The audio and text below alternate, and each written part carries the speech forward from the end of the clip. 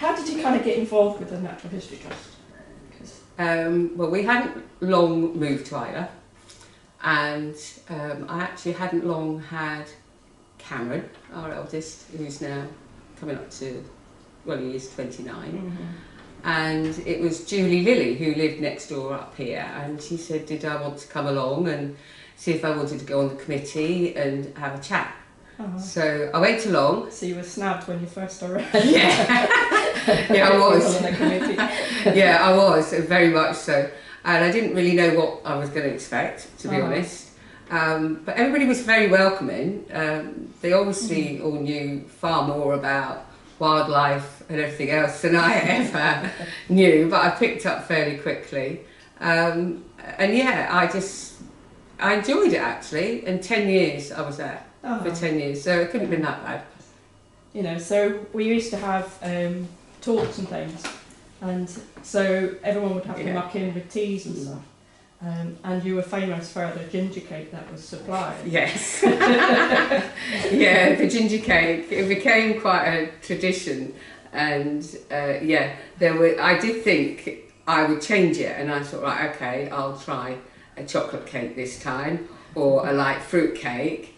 And we got complaints. It wasn't nasty complaints, it was, oh, I was looking forward to my bit of ginger cake tonight. So therefore I have to revert back to the ginger cake. And at one stage we actually had the recipe that was actually at the field centre, that we just left it there for people to put a donation in. So we did that, we did turn it into a little bit of a fundraiser. So yeah. Well, the talks are very good, that's the other thing. Yeah. They are really interesting. I learned a lot from them. Yeah, and we now have all sorts of experts that come in to try and see if they can give us a talk. Yeah, and lucky that they're willing to give their time to help, you know, a really good cause down there. And that is in itself is fantastic they do that. Yeah, and the talks are always a fairly good fundraiser for us as well, so. Yeah, it all adds up. And the village, people would come from the village to come in for the talks as well, so it's very much a community event. Very much so, because afterwards you'd be having tea and your coffee and they'd be talking to the speaker and, you know, finding out a little bit more, but then it would become a little bit of a social as well, whereby, you know, they're able to catch up with people they might not have seen for a little while. Yeah, no, they're really good events. Yeah, they are. And how were the committees and stuff then? Everyone chipping in for? Yeah, people were. They all had their own skills. I must admit, at the beginning, I thought, oh, am I out of my depth? Because they were, you know, as I said, they were quite knowledgeable about things. But no, everybody did sort of muck in, and yes, I could do tea and coffee, and I did have an advertising background, so there was some of that I could actually have a look at and didn't mind giving my 2 pennies. But I mean, running that sort of thing, it doesn't require all the wildlife knowledge and stuff, because there's a lot of admin and organising and things, and it needs the people's skills on that side of things. And you're pretty good on sort of funding. Yeah, I didn't mind doing a bit of funding. I applied through to the National Lottery funding, and we managed to get some money to build the disabled toilet.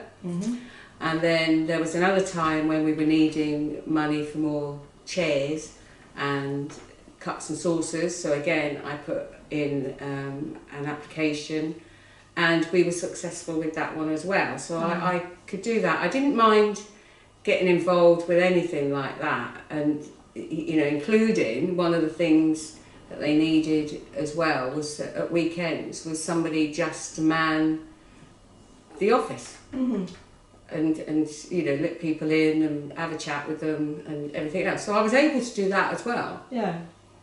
So it doesn't need a lot of sort of wildlife and skills to do what needs to be done, you know, at the centre. Yeah, I soon learned what a corncrake sounds like, because the corncrake was on loop in the field centre. Yeah. So I didn't know at first, but yeah, I soon learnt what one of those sounded like, so much so that I could actually hear them from our garden. And I was able to tell the RSPB that we had corn crakes calling up here at that time, so that was quite good.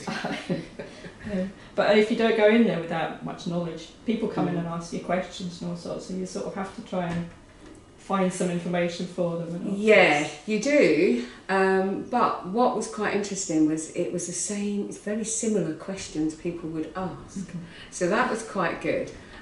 So I did, I was able to, after a while, be able to answer them properly. Or I would say, I don't know, but I'll take a note of your question and I would find out and get somebody from the committee maybe to let them know. There was a really good board there with all sightings on, because that's another thing. People would want to know where they might be able to see whatever, so at least they could see on the board, or else I'd say, well, I know that you can go there. Yeah. So that was it. So, and you felt that people really enjoyed when they visits? Yeah, they did, and it evolved from when I first started, when I was there. They had, within that time, a lot of tanks that came in, which were really interesting and more hands-on stuff for children. So that was really good, and the kids did like that. Yeah, and that's the touch table. We have a touch table that you don't have to tell the children not to touch. No, that was it. So great. You said, oh no, they can touch it. It's fine if it's not behind glass. You can touch it. Yeah, no, they'd be straight in there on that, straight in there, and enjoy doing it, which is a good thing. Yeah, because everything that touch table just was a find that was found. If it got broken and dissipated in its kind of handling, something else would come along and go in its place. There was a lobster. I'm not sure whether you still do that now, but there was a lobster in a tank. Try and get a lobster. And that was really interesting for not only myself, but actually for people coming in, especially when it was shedding. Yes. That would be something different, when you would see that. There was one time I arrived in to the centre and I was looking in the tank and there were 2 lobsters in the tank. I was like, how's the 2 lobsters in the tank? What's happened? And then realised it had shed overnight and left its carcass in there. And the kids would love that, to come, well, also the adults. Yeah. And